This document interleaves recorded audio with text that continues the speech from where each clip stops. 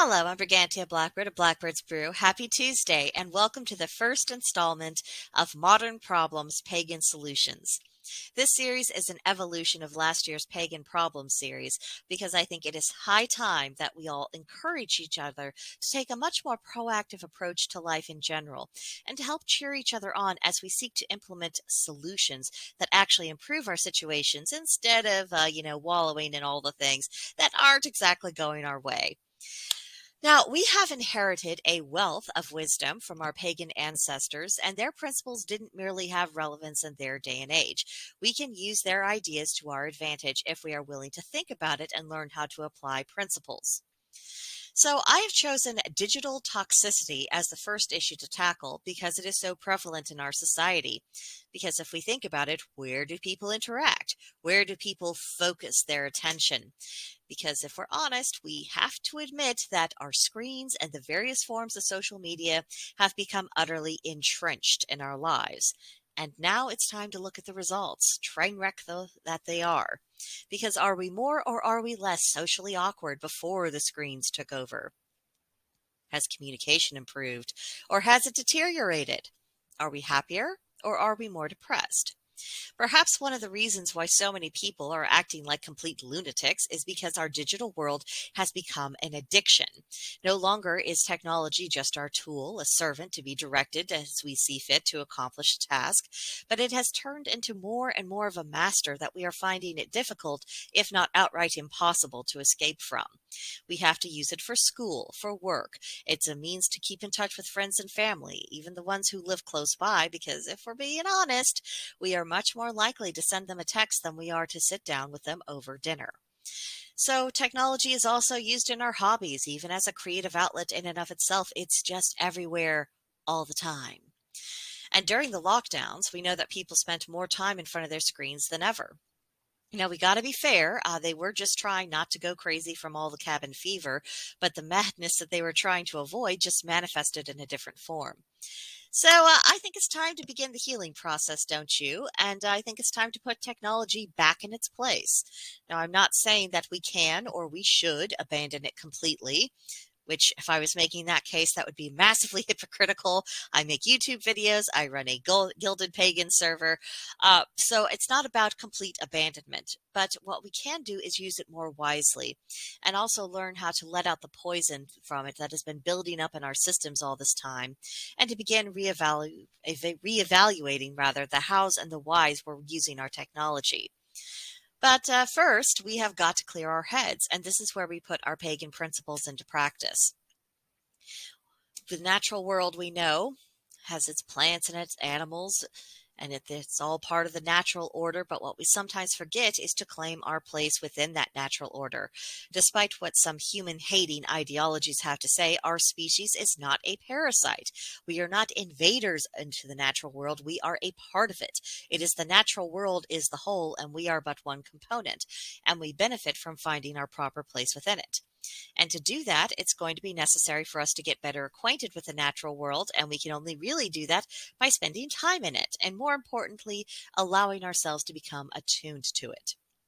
Because it is in nature that we feel the presence of the land spirits, our ancestors, and the gods themselves most strongly. So when we feel disconnected, our best medicine oftentimes is just to go straight to the source. We can leave this world we've constructed for ourselves, leave behind this environment that we're most comfortable in and unchallenged in, and we can just go outside and plug in. And yes, I admit right now, it is frightfully cold, and I am not advocating for anyone to endanger themselves or to risk hypothermia. If you're outside, dress properly. Don't stay out for so long that you are endangering yourself. But do go outside. Breathe the fresh air. Allow that chill and crispness and coldness of the season to be that sharp shock to your senses so it can clear out the mental clutter. We do not need all of the noise that's just churning around in our heads. So if we make use of this season and allow the extremities of its temperatures and its atmosphere to really do what it does best, to blast away the superfluous and leave what our priority should be in clear view, we will be all the better for it. We know that every season of the year comes with its lessons, and the lessons lesson, winter's primary lesson, I should say, is about making clear what it is we need for survival. It is the essence of go back to basics, keep it simple, focus on what actually matters. And isn't that the dose of medicine that most of us need right now? There's just so much competition for our time and attention and energy from the media and our technology. And a great deal of all of those is just nothing more than manipulative drivel. So, if we recognize these distractions for what they are, it can prevent us from wasting our energy.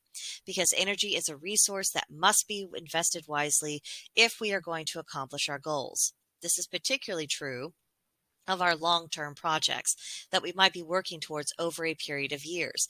But if we have reasonable expectations of what can be achieved and we have benchmarks that we can meet, it will help signify progress, and that will loosen the hold of distractions, because we will be seeing that we're not doing all this hard work to no avail. We are actually getting somewhere. And this is where another lesson of nature comes into play. All things develop in seasons, and they must go through a natural process of development. But recognizing this on a deeper level, not just giving lip service to the idea, but actually recognizing it, it enables us to build up our stamina in life, whether we're working towards a goal or teaching ourselves to treat technology like the tool it ought to be instead of making it the center of our attention and our existence.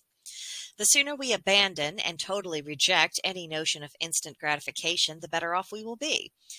Now, things like Google make it very easy to find information, but whether or not that information is credible is another matter. Whether we will retain that information, even if it is credible, for any length of time is also another matter. Our technology has artificially sped up our ability to find things out, but it doesn't follow that our understanding or wisdom has kept apace. The natural world and all the beings within it do not give up their knowledge and their wisdom at the mere press of a button. Rather, we must pay close attention as we are guided through the process of seasons and see how things develop from beginning to end in order to truly understand the ebb and flow of energies, of actions and consequences, and the unseen factors that can make a big difference. Our minds get quieter if we allow ourselves to take that journey, and through it we can hear the gods more plainly. This is healing in and of itself, but it also focuses our time, attention, and energy on something of real value, and that diminishes the addictive pull of our digital world. So that's my take on it. Now it's time to let me know what you think in the comments section, or you could click on the link in the description box and come visit Blackbird's Brew on Gilded. We would be very happy to have you there and to continue the conversation, so I do hope we'll see you soon. But that will do it for now, and I will see you next time. Bye.